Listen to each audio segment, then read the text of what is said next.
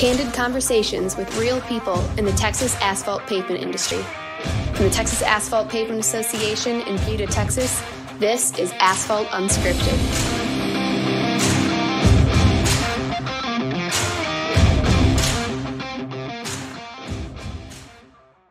Hello, Internet world and podcast land. Welcome to another edition of Asphalt Unscripted. I'm Harold Mullen with the Texas Asphalt Pavement Association, and with me today is our co-host on the far side of the table, Corey Swartz. Hey, Corey, how you doing? I'm doing pretty good, Harold. Glad to be here. Glad to have our guest here with us as well today. We are very, very honored today to have the Dr. Jon Epps of the Texas A&M Transportation Institute here with us today. Welcome, Dr. Jon. Well, thank you, Harold. It's great to be here. Thank you. Downtown Buda. Beautiful Buda. Downtown right. Beautiful Buda. Exactly. Well, is when you say the Dr. Epps, is that kind of like that what that whole school in Miami does? The University of Miami or whatever they do? See, you can't even get that right. No, it's the Ohio State University. Oh, it's the Ohio State. Okay, I got it wrong. But it's not, anyway, we won't not the same there? So, yeah. Okay. So I got a big question, number one. I can't wait for this, Jon. This is, you know this question's coming. What is the A for in Jon A. Epps? It's been a secret for some years. Yes, that's what I know. And the name starts with A. You've got that correct. Yes. and it stands for Albert. Albert! Yeah. Wow, Albert Slaughter. There you go. So I'm named after Albert. Jon, yeah, that means you're younger than Albert. That's right. And that's not true. Well, I'm going to ask you, how old are you, Jon? Old enough, Harold. Old enough. Old enough, and there's no memorial awards that we know of yet, so that's good. There you go. That is good. That is good. Dr. Jon Albert Epps, so we're certainly glad to have you here. So, Jon, you're such a great partner for TexAPA. There's one thing I want everybody to know, first off, is TexAPA, and we just recently completed our annual meeting, but we have had an annual meeting at TexAPA for 47 years. 47 years. That's pretty incredible just to think about that. But for 45 of those years, I believe, Jon, you've attended that annual meeting. Is that correct? I attended and participated in the meeting for 45 years. I missed a couple of years. Not even sure why. I may have had a little bit of a heart problem or something like that. I think that was one. And I think the other time, the only thing that I remember was you had some major event in Europe or somewhere that you had to go out of the country to one time. That I can't recall, but yeah. Probably. I can't imagine leaving to go to Europe. When I come to Texas, I just can't imagine that. You're just looking for some cooler weather. That's probably true, yes. But Jon, I just want to tell you how much we sincerely appreciate what you've done at TexAPA, the things you continue to do, the partnership. You're one of the most dedicated and committed partners TexAPA has ever had. Well, it's great to work with TexAPA and the contractors, Harold, and it's something that I've done all of my life and I want to continue to do. It helps me get up in the morning and get my shoes on and get going every day. It's good to look at all the issues that we face from the different viewpoints involved in building roads and designing mixes and stuff, and TexAPA connects with the contractors, and TxDOT and some other public agencies in my career have really provided a great, rich background for me. Well, I appreciate it. Well, you have connected with us with excellence, I promise, with excellence, and we sincerely appreciate it. We really do. So, Corey, I know you want to find out all the details about where Dr. Jon came from. Yeah, who is Dr. Epps? Where were you born, raised? Any interesting facts about you growing up? Well, I'm from the left coast, as you said. Left coast? As Harold sometimes says. That far side over there. Yeah, I was born and raised in Merced, California. It's right dead center of the state agricultural community. Used to be a relatively small town, 8,000 or 12,000 people when I was growing up there. And the roads was a little cheaper back then too. Yeah, just a little bit. Yeah, I went to college on $1,000 a year. Whoa!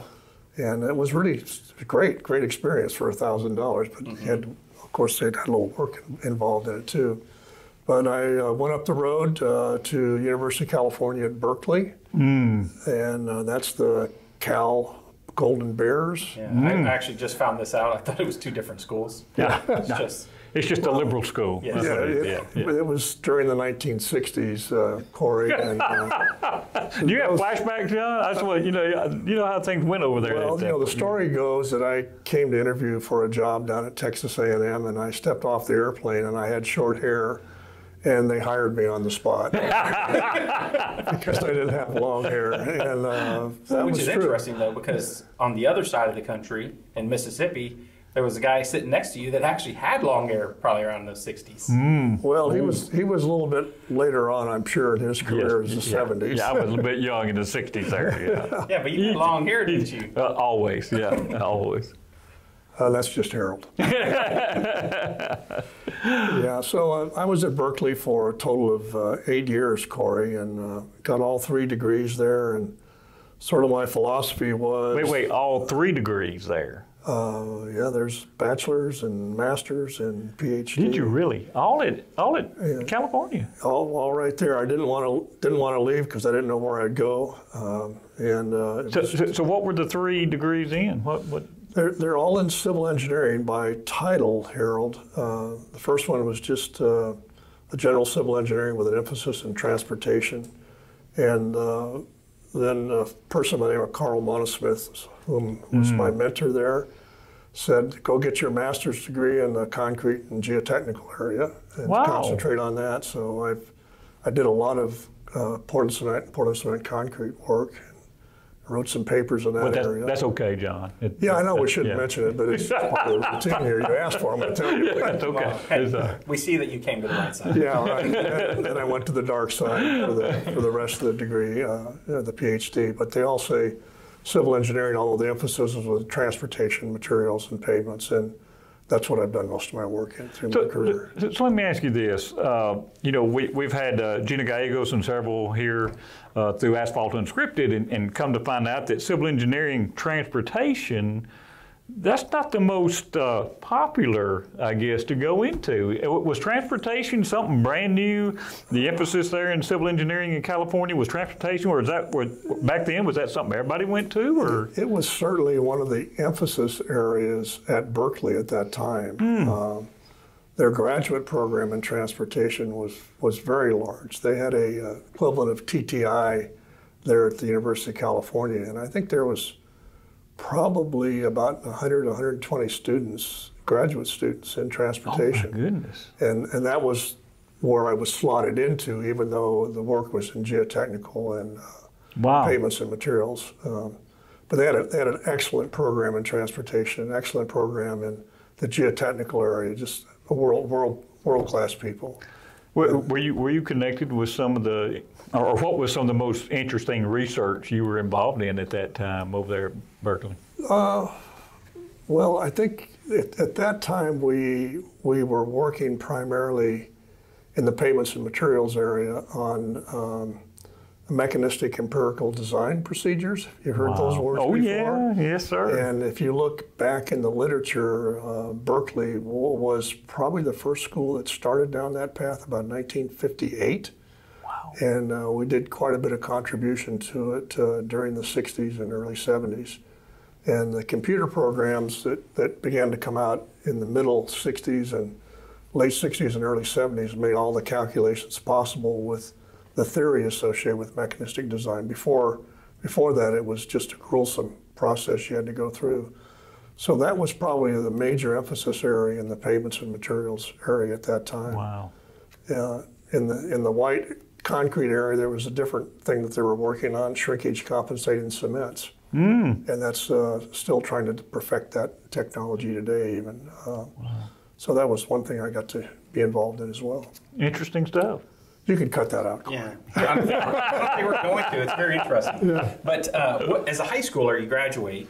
I know you were a two-sport athlete, football, baseball. But what was it about civil engineering? A lot of times you see someone go in, it seems like you had a career path that you knew you wanted to do. What was it about civil engineering that led you that way? I sort of felt as though civil engineering is what I wanted to do. I didn't know what part of civil engineering because it's a pretty broad area.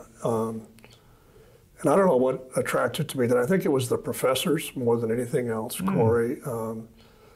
There was lots of outstanding professors at Cal Berkeley at that time, but Carl Monosmith in the pavements and materials area.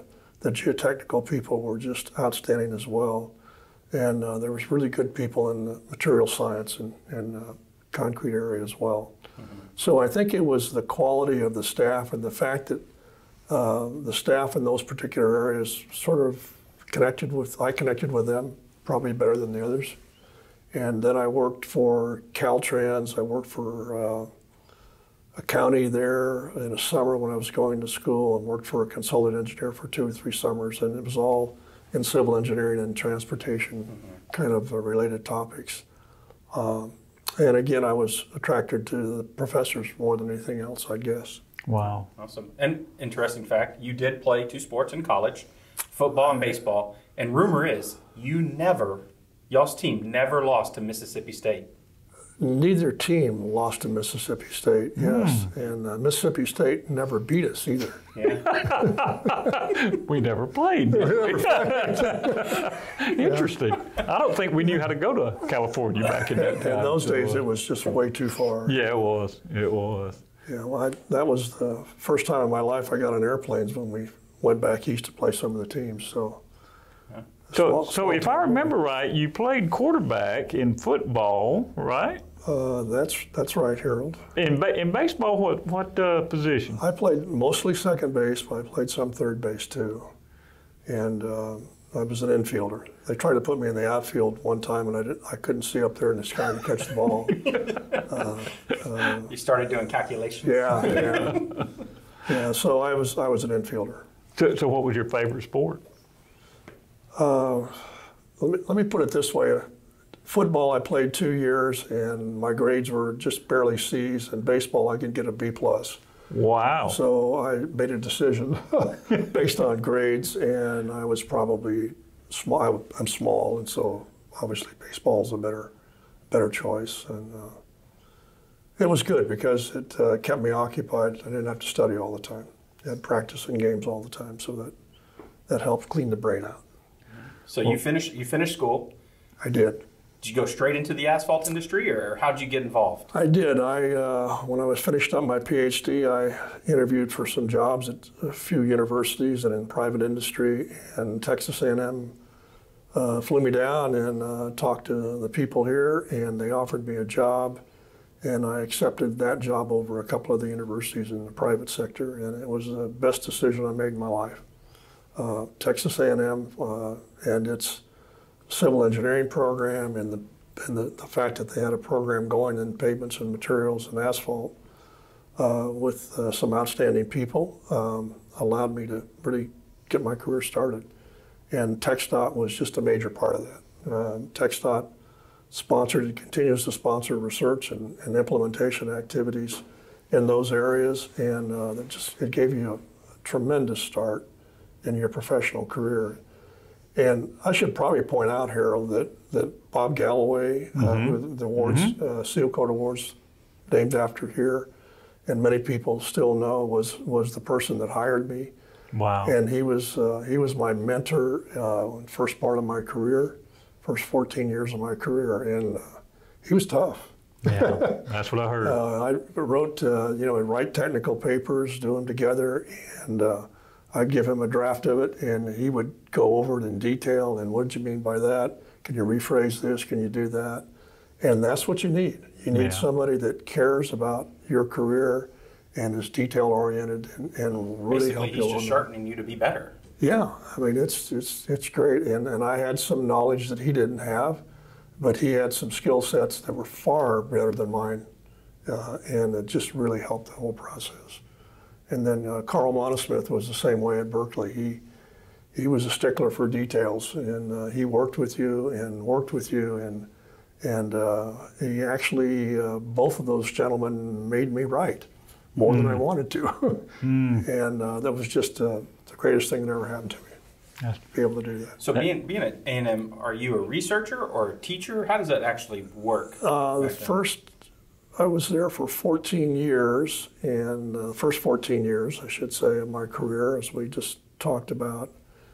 And I was teaching and doing research and doing a lot of extension and professional service work. So it's a land-grant university, so the missions are teaching, research, and service in a broad sense. And so I got involved in all three of those and loved it. I really enjoyed the teaching part of it and working with young people. They weren't all that much younger than me at that time, but a lot of the young people went on with careers in TxDOT and consulting, started their own consulting firms. Several of them became district engineers. One became the engineer for TxDOT, Yep. Mike Behrens, and Mike and I always check, and a lot of other people check with each other every time we're together. That's just one of the delightful things in life, is to be able to see people that you worked with early in their careers prosper and do good things. And Corey's so cool at our annual meeting, and even when we go to districts for our meetings and seal code trainings and things like that, it's so neat to see Jon and those students, and what he calls students, but they're our leaders at TxDOT now. Yeah. How they interact about what they did at Texas A&M and how much they learned from Jon and those type of things. So, Jon, the same type of mentorship that was given to you've given to all those students just through teaching them. Well, you try to connect with the students and encourage them and make sure that they understand somebody cares about them. And if you can do that you can't do it with all students. There's just not enough time in the day. But if you can do it with a good portion of the students, it really pays personal dividends as well as professional dividends, I think. And it's something that I want to continue to do. After Texas A&M, I went to the University of Nevada for a while, Corey, and I did teaching, research, and service there. So I want to stop you right there just a second. So how long were you at A&M before you did move over to 14 years. 14 years. I didn't realize it was that long. I think it was 14 years. And then how long were you at Nevada? About 18 years.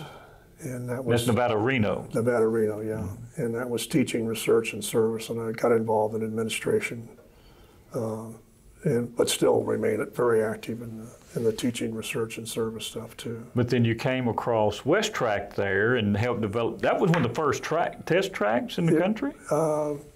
If you look back, for research tracks, I guess it was one of the modern day ones, so to speak, because there was something called the Maryland Test Road and the Washoe Test Road and the Asheville Test Roads, and they were done in the 40s and 50s and early 60s. Okay. The Washoe Road Test is still what we use today. I'm sorry, the Asheville Road Test is still what we use today for our pavement thickness design concepts that are in there.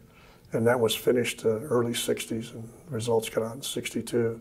But West Track was in the early 90s, and that was the first one past the late 50s and 60s. And EdCat has one very similar to that now. Yeah. And those are two big ones in Min Road up in Minnesota.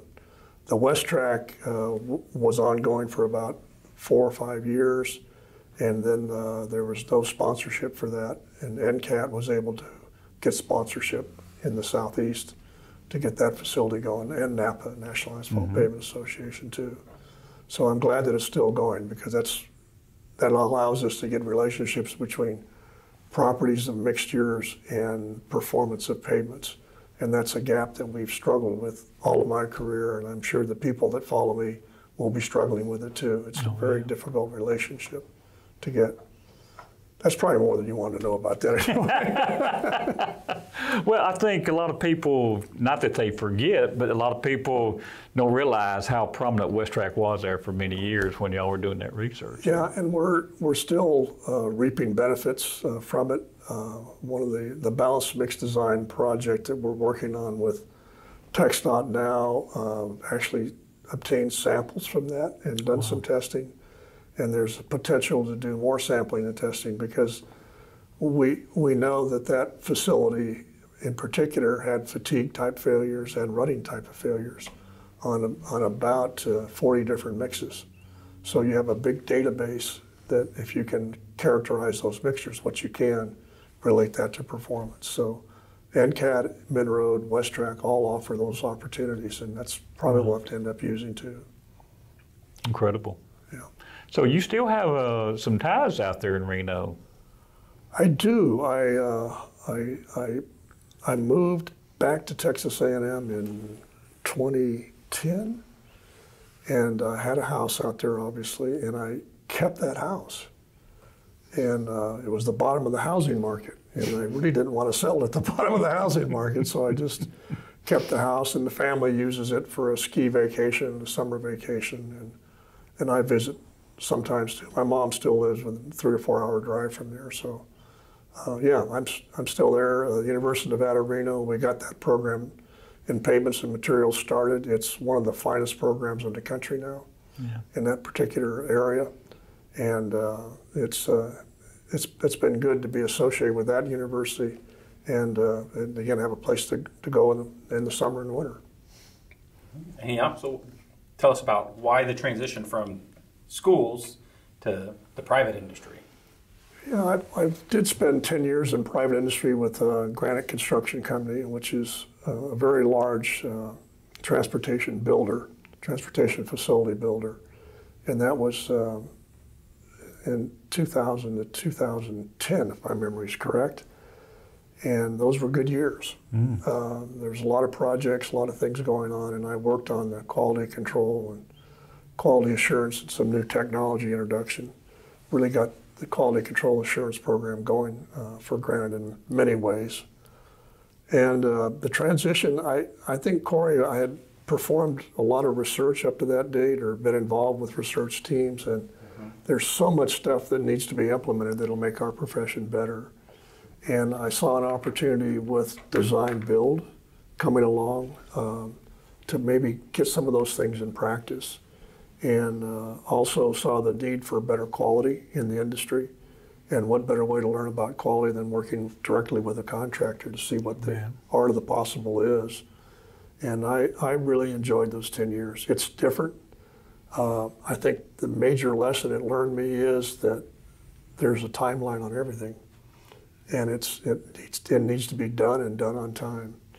So usually when there was some kind of a paving problem, I would go to visit the local people and ask them how many hours or how many minutes or how many days do you have before you got to make a decision. And then that determines what kind of detail you're going to go into. But I think it made me much more aware of the difficulties of really placing a high quality pavement out there, placing those materials.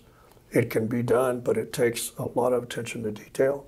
And it takes a lot of people all in the same book and the same page working towards that goal. So it was really several valuable lessons that I've learned out of that. And I don't regret it in a minute, not at all. That's great when you can look back and have no regrets, I guarantee you. I mean, there were some rough times. I mean, there's no question about that everywhere you go. But then I got to come back to Texas A&M for a second stay, and I've been involved in Texas A&M Transportation Institute there and taught a few classes off and on. And I've enjoyed that. It's been a good ride here. You know, Jon, I know one of the biggest, when I came to Texas A&M, one of the biggest projects we undertook was, developing a heavy-duty pavement, perpetual pavement specification, design, and you were very instrumental in that. I mean, in fact, you guided that. Tell everybody a little bit about that process and what you went through. Well, I can't remember all the details, but the challenge was the rehabilitation of I-35. And that was the major challenge. And there was some reconstruction, widening types of projects. Some of the earlier ones were in Waco, actually. Right. And the concept was asphalt pavements can perform in this kind of an environment, that kind of traffic. And so we developed some perpetual pavement designs where we would limit the stresses and strains in the pavement to below a certain level, and the pavement is going to last an indefinite period of time from a fatigue point of view and a running point of view. And then you're going to have to rejuvenate, if you want to use that word, the surface periodically. And that led to some construction of those projects, several projects around the state actually, to really prove that. And about the same time, actually a couple of years later, NAPA, National Asphalt Pavement Association, developed their pavement perpetual program, perpetual pavement program, if I can get it out. And Dave Newcomb led that charge nationally. And I think it's a really valid concept for these high volume facilities. and we need to make sure we get that right. And I think we're getting closer and closer. Yeah. And the add-on to that, Harold, is accelerated construction. You bet. And that makes you do it quick.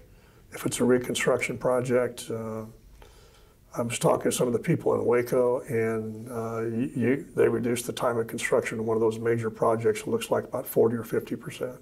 It's amazing. Incredible. It's incredible, and it's more cost-effective, certainly for the traveling public and the contractor in many cases too.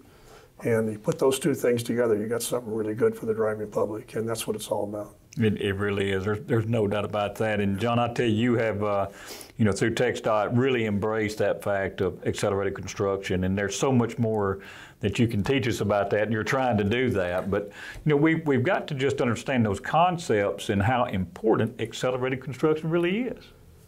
It is I guess I always explain it to myself this way. There's not a politician alive that doesn't want to tell the public we can do this, we can get out of your way faster. Yeah, that's exactly. There really exactly. isn't. Yeah. And that's what we want to do as an industry, is to deliver a product of quality faster for the driving public. The work zones we know are just places where people don't like. Yep. And I'm one of those people, when you have 10-foot lanes and you really don't want to go through there at 90 miles an hour like everybody's trying to do.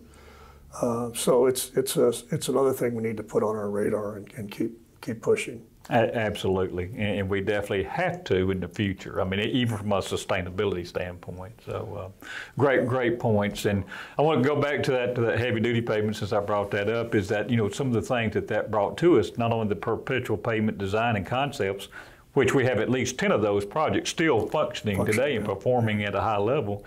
But it brought things like SMA to us. Y'all went around the country looking at different mixes and those type of things, and that was one of those things y'all brought back. Yeah, SMAs have worked extremely well in a number of states in terms of a long-lasting surface material. Mm-hmm. And if you're going to have a perpetual pavement, you want that. Mm-hmm. And you can make them with high friction if you want to do that too. Yep. The splash and spray, you can get a little better job with more of the open graded friction courses or porous friction courses. They have, in general, a shorter life, but you get rid of splash and spray for quite a while, and that's a big benefit. It is. So there's a compromise there we have to go through, but yes. It's my wife's favorite type of road. She makes sure to tell me that every time we get on one that's PFC, she's like, why don't they do all roads this way? Yeah, well, exactly. And some of the western states, they put their version of a porous friction course on nearly everything, Yep. And it does two things. It reduces the noise to a quieter level in general. You can make them so they have good friction, and the splash and spray goes away. And I guess another major benefit, it all looks very uniform, and that's an advantage. It's hard to get segregation during construction, so. That's why they're used. The bad part of it is, if there is a bad part, is that the durability isn't what we want yet. And so we need to get a little better at that. Corey, what a great career Dr. Epps has had, just right here in Texas. I'm not considering anything else, Jon. Here you led that effort on the heavy-duty pavement design. We just had a meeting, I believe it was yesterday or day before yesterday. We're having to revisit the heavy-duty pavement design because now Texas, because we're so blessed with the economy we have of growth, that now we have more traffic than we've ever had before, heavier traffic than we ever had before. We have easel loads that are off the chart. I mean, truly off the chart that they have to design for now. And now we have even more static loads. And so Jon is helping TxDOT and industry through the effort again through that challenge that we have. Yeah, it's interesting that you talk about traffic growth. So the AASHTO road test, they put trucks on that. The Army drove them, and they put 1 million easels on it. And we said, oh my word, 1 million easels. We're never going to achieve that. And that was the late 50s. And then we started, oh my goodness, you could design this pavement for 10 million easels, and now it's 100 million. 100 million. Yeah, there are pavements that expect to get that. And Texas has got a lot of growth, and it's going to be a challenge. It doesn't look like it's slowing down either. No, it's not going to slow down. No. So Jon, you know, I just want to thank you for leading those charges, for doing those type of things. But you know, it's not just with hot mix asphalt. I mean, look at your work with Seal Coat too. Tell us a little bit about the Seal Coat Improvement Committee and all the work that's being done there and the dramatic effects it's had. Yeah, that's been a great project for me to be involved with, and I thank TxDOT for drafting me to get involved in that. I really appreciate that. But there was a need. There's going to be always a need to improve the quality of any product, any pavement. But seal coats are difficult to design and construct under a variety of environmental and traffic conditions, and we constantly push the limit on where we use these things in terms of traffic. And we've done that historically. We've got better binders, we take care of our aggregates a little bit better, paying more attention. But we almost were at a point where we were another state, going to be another state that did not allow seal coats at all. Yeah. And there's a number of states around the country that will not allow seal coats. They feel they've had too many problems with them in terms of the driving public, paint damage, windshield damage, et cetera. So we came close to that. In response to that, TxDOT and industry got together about 4 years ago and said, we need to do something. And that program was launched, and it involved industry from the contractor point of view, material supplier point of view, and then, of course, all the TxDOT people. And it's been a good program. We outlined it to start with. We went off and did 5 or 6 or 7 different things and put them in place. And we still have a few more to put in place, but it's getting pretty mature now. And it's been very, very rewarding. And some of the earlier work I did down here with TxDOT was on seal coats, looking at different binders, looking at different aggregates, introducing cationic emulsions back in the day. So I've been around seal coats for quite a while from a research point of view, and also constructing test sections. But that's been a great effort because people can contribute. They want to contribute to that program. And the groups that are involved are very, very active. And I'm sure they're going to remain active. So it's been a good program. Well, Jon, I know you've been recognized nationally throughout this country for many, many things, and well-deserved things, and Hall of Fames and everything else. But I know our industry was very sincere. The seal coat industry in Texas was so moved by the dedication of Dr. Epps on the Seal Coat Improvement Committee and the actions that were taken there that they decided to form an awards program. And with that, they could think of nobody else to honor or have that name honor that awards program than Dr. Jon A. Epps. And I just want to throw in there that we have our Seal Coat Awards program now called the Dr. Jon A. Epps Seal Coat Award. So, Jon, thank you for your dedicated work. I feel very humbled to have my name associated with it.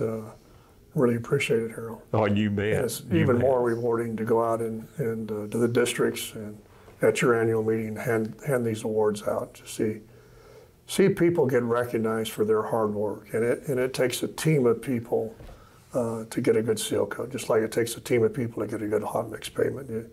It's not a couple of folks out there making it happen. And that's exactly right. We just got back from Abilene, and all the people in that district that were associated with Abilene receiving one of the awards, we recognized and had them on the stage, and it was a lot of people. I bet it was. It's just impressive. You stop and think, wow, it took this many people to make it happen. And it does. Yeah. And it's the same thing with the hot mix stuff. It's communications, and team building, and making sure everybody knows what they're doing. All those award programs too, like speaking of all those people on that stage, is it brings some value. It honors them for a job well done. Oh, absolutely. Because sometimes you get in those jobs and it's just like the same thing over and over. Yeah. But to be recognized and to realize, you know what, I did quality, and someone saw that. Yeah, and a couple of the districts have started for the maintenance people providing a district level award for the smoothest level up patch. Oh. And you know that's really pretty important for whether it's going to be a hot mix overlay or a chip seal. it depends on what you're putting it on quite a little bit. Yep. And so they're recognizing those maintenance sections and crews that do a great job with those kinds of things. So we all like to get bonuses. We all like to be recognized, whether we want to admit it or not. And it's important. And I'm just pleased that we've got hot mix awards of various types, and I think that's great. And the Seal Coat Awards are certainly contributing to the stuff. But the more we can recognize people for what they do, the better off we're going to be. Absolutely. In the long run.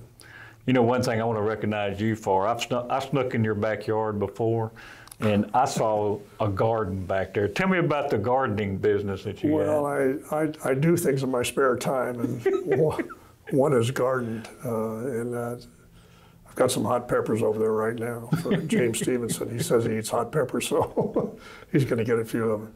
The fall hot peppers are pretty hot, Harold, so don't take any of them. Yep. No, I enjoy spending a little bit of time doing gardening. I try to do it off and on. I don't want to be a labor, but I want to be able to enjoy it, and so I certainly enjoy that. And I used to enjoy fishing and hunting a lot.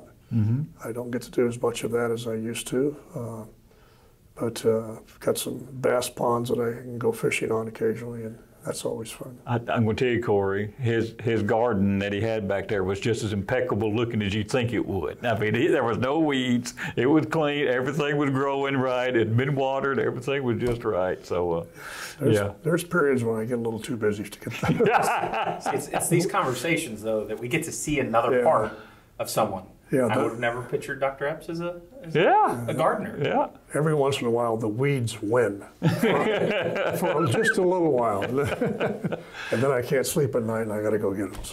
So you can't go hunting and fishing because you got some grandkids to look after too. I do. I got five kids, which is really nice. We've all been able to ski together out at that house in Reno that we retained, and of course they can't ski as well as I can, and they just don't know how to do it, and they're not old enough. That's not true, of course. But we've enjoyed it. There's one granddaughter and 4 grandsons. They're 19 to 16, so they're all grouped together from pretty the daughter. close age. I bet that's fun when they all get together since they're all it's that good. same age bracket. Yeah. So we've enjoyed every bit growing up together for the last several years. COVID put a little bit of stymie on that, though, of course, in most families. Was there something else, though, besides, skiing, gardening? What else? Visiting with you guys. What are you doing Tuesday afternoon, Jon? Well, yeah. Pretty regular occurrence for us to get together, I tell you. But I think the other thing for him is A&M. He loves those Aggies, good old Texas Aggies. Yeah, I like to watch football games and that sort of stuff. It's an experience, as Harold knows. To go to any kind of a football game in a large stadium with large crowds and stuff, so it's good to see that. The playing it on the West Coast is not the same as playing here. There's no question about it. If we get 40,000 in a regular game at Cal Berkeley, that was good. When we played Stanford, it was our big rivalry. We used to fill 90,000 seat stadiums. And we got to play, Iowa was number 1 when we played them back in Iowa, and they had their stadium full and a couple others. So it's different when everything's full and pretty noisy. It's a great experience. Speaking of noisy, more cowbell. I don't want to hear about those cowbells. So, how is the A&M football team doing this year? They're doing really. Oh, sorry, shouldn't have gone there. They're doing really. Shouldn't have gone there. As I told the people in Abilene this week, we're really concentrating on academic excellence this year. And I think before the season out, probably Mississippi State will be in the same category. Yeah. Come on, baseball season. Yeah. We're looking forward to baseball. Yeah. So, Jon, tell us a little bit more about what kind of music do you like to listen to? You know, Corey asked me that question before we started recording this, and I told him elevator music. And Elevator music. Elevator music, yeah. Oh. That makes sense for a gardener. Yeah. What? I can Well, picture putting that on. I don't move as fast as I used to. So, yeah, that's probably, and I like guitar music too. Oh, good. And piano music, yeah. And then A&M has, they bring off-Broadway kinds of plays in Yeah. every yeah. year, and that's a series, and I try to go to that and just get a Is it little the, extra. what the students are actually performing, or is it? No, it's a traveling off-Broadway kind of a. I thought you might touring say thing. the good old fighting Texas A&M Aggie Band or something like that. You know, I have not been to the band concert. They have an annual band concert. Oh, do they really? Yeah, I didn't they know do. that. Yeah, and That would be fun to go to. yeah, I have not been to that. And the choir and I think the band perform together once a year, towards the end of the year, usually April-ish, something like that. Wow. I need to do that. It's on my list. So through all the years, Jon, and you've been connected to all kind of projects, all kind of things, all kind of innovations around the country. What would be some of your favorite things? What is the favorite, if you can, or one or two of the favorite projects in our entire industry that you've been a part of that you thought were the most significant or most enjoyable for you? I think things that I think of are the things that you were a part of that are going to be left behind. And early in my career, I worked on some maintenance projects with TxDOT, and we developed a maintenance management system, parts of which TxDOT still utilizes. Wow. And we worked on seal coats, which has had a rebirth again, so that's been significant.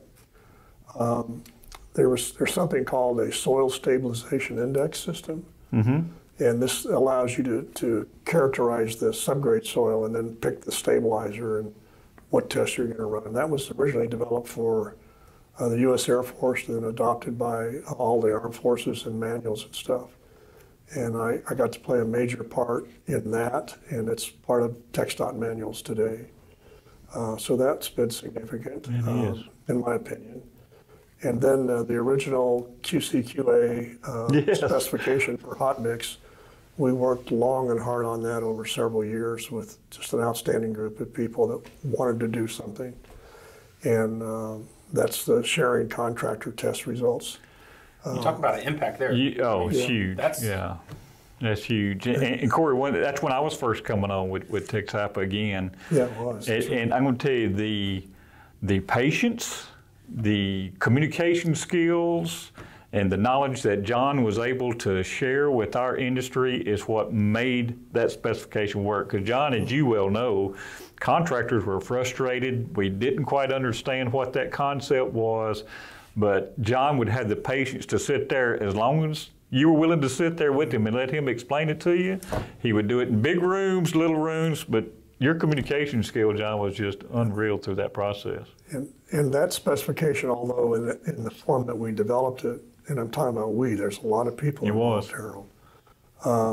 It's not exactly what we have today, but major parts of that are in the specifications that we have today. And that's been rewarding. And I was able to work with several other states developing specs like that as well, which has certainly been rewarding. So those are the kinds of things, and the people's lives that you touch along the way, some hopefully positively in most cases. That's been rewarding to see those people. No, like we were talking about earlier out in the audience. Yeah. If you open the book on that chapter of your career, look how many people were involved, like you were talking about. I mean, TxDOT and industry people were together for, how long did that take? It was over 3 years. Yeah. I mean, constantly meeting. It wasn't like we're going to meet once a year and talk about it. No, it's not. We're constantly meeting. Thing, right? We have these. We want to fix things quickly. Yeah. What we should learn from that is solutions sometimes take time. That's right. The big things take time. Mm-hmm. Yeah. And you can't hurry the view of TxDOT. You can't hurry the view of contractors along. You've got to be able to find the common ground that makes it work. And that takes a while, and you introduce new concepts, and people are like I am. Don't show me a computer. Get that thing out of here, Corey. It's that kind of thing. You push back, and you have to get the data, look at the data, make sense out of it, move through the thing a little bit at a time. So I think that's good. I think the balanced mix design that we're doing now is going to be one of those kinds of projects. I don't know exactly where it's going to end up, Harold, but I think that'll be something that we'll all look back on and say, well, we made a step forward to improve the quality of hot mix, and we've been able to extend the life of the pavement, and we've saved taxpayers something. Mm-hmm. And then I think when Randy Hoffman was active in TxDOT and the accelerated construction stuff, I wish Randy would have stayed another 10 years. I know. I think we would have made some more headway, but we just didn't continue to push it after that. But accelerated construction has to happen. It will happen. Yep. It's just a matter of where we can spend our time. So those are the key things, I think. It really is key, Jon. And I keep saying thank you, but it just shows the success of what a partnership can be. It does. In Texas, we've been so blessed to have academia through all of your efforts, as well as A&M and all the other universities. And I mean, everybody's been included in that process. All the industry, Texas AGC, everybody gets together, and of course, the one who leads it all is TxDOT. It's just remarkable how those three groups consistently, I mean, look at QC/QA, look at the heavy-duty pavement, look at seal coat, look at all these things we do together, right? Yeah, it has to be done that way. But you're in the middle of that, and how inspiring it is for all of us to see that kind of partnership just continue to flourish and success happen because of it. Yeah. But that's our industry, right? It's about the people. Yeah. I think the best thing about our industry is the people. Yeah. And one of the last questions I'd like to ask before we close up, Dr. Epps, is what is one piece of advice you would give someone that's going to be coming into our industry? Well, one's not fair. Bring them on. Bring them on. No, I don't have everything in front of me, but I was able to make a presentation at Transportation Research Board 3 or 4 years ago, and I had a bunch of things that I thought about and put on paper, but I don't have them with me today. But I think one thing is make sure that you understand the big picture. And I'm guilty of not thinking of that at times. What are we really trying to do? And actually, Harold's really good about that. He brings me back and other people back to what in the world are we trying to do here? And then you've got to be really good at details. Because if the details aren't right, you're not going to solve the big questions. Yeah. And so it takes both types of people. Yeah, because you're really good at the details, Jon. To look at that one, probably drive you all crazy. But you got to look at the big picture, and then get the details in there and work for you. And I think the favorite thing that I tell my daughter all the time, and my son for that matter, you can do everything. In your career, you can do everything. You just can't do it all the time. And you just think about that a little bit. I mean, think of all the things, Harold, you do, all the things Corey do, all the things I do, all the people out there, what they do. You can't do it every day, all the day. Right. You got to figure out how to prioritize things and get things done that are the most meaningful to you and your company or whoever you work for. And so I think it's probably saying the same thing. Make sure you understand the big picture, but immerse yourself in the details, because that's the only way you're going to get to an answer that's really credible to all players in the game. You bet. And it's really enjoyable to work with the contractors, material suppliers, and the public-private agencies to get things done. Get it done. Hey guys, gals, let's get it done. I'm running out of time. We got to get it done. You're not running out of time, Jon. You just keep it going. Just keep it going. There's so much to do. We got to all keep it going. So, Corey, you said our time is short. My goodness, I can't believe it already. Gone 45 minutes. Wow. It's an amazing conversation. It is. It is. You got any final comments? No, I think that was the last question I really had to. I was wondering what Dr. Epps had. Well, thanks for inviting me over. Certainly appreciate it. And I've got more philosophy than I had when I was 26, that's for sure. No doubt about that. Yeah. And it's true, right? We're Asphalt Unscripted. There was nothing scripted except a few questions here. Yeah. You didn't even have your PowerPoint to give us. That's not fair. Or a whiteboard. Why did we have a whiteboard? Yeah. Harold, I was sitting there in the meeting on the pavement design yesterday or the day before, and I said, dang, I need a whiteboard. And scratch all this stuff out. Some of the stuff that Jim and I recorded, just basic philosophy on pavement design.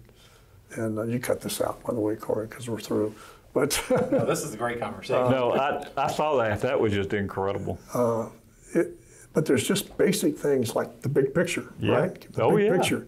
Yeah. Now that we got the big picture, let's go look at this and look at that and look at that. What's the highest priority? Can't look at all of it all the time, but we can look at some of it.